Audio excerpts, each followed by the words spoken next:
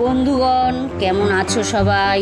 ঈশ্বরের কাছে প্রার্থনা করি সবাই যেন আমরা ভালো থাকি। দেখো আজ কি রান্না করলাম। আজ রান্না করলাম এগ ফ্রাইড রাইস। প্রথমে গাজর, বিনস, কাজু, কিশমিশ ও কিছুটা গোটা গরম মশলা নিলাম।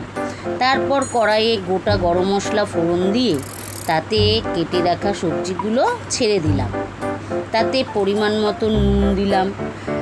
এবার সবজিগুলোকে ভালোভাবে ভেজে নিলাম। তারপর 4টে ডিম দিয়ে ভালো করে ভেজে নিলাম। আর ওদিকে আর একটা গ্যাসে ভাত করে নিলাম। ভাতে কিছুটা গোটা গরম মশলা দিয়ে দিলাম। তারপর ভাতে মধ্যে সবজিগুলো, পরিমাণ মতো নুন, চিনি, গুঁড়ো গরম মশলা, ঘি দিয়ে ভালোভাবে মিশিয়ে গ্যাসের আঁচ সিম করে খানিকক্ষণ নাড়াচাড়া করে নিলাম। ব্যাস রেডি হয়ে গেল এগ ফ্রাইড রাইস। আজ তাহলে আসি, টাটা।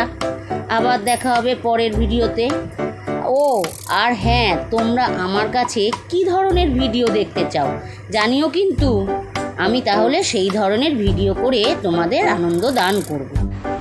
আর বন্ধুরা, প্লিজ আমার ভিডিওগুলোকে তোমরা সাবস্ক্রাইব, লাইক ও শেয়ার করো।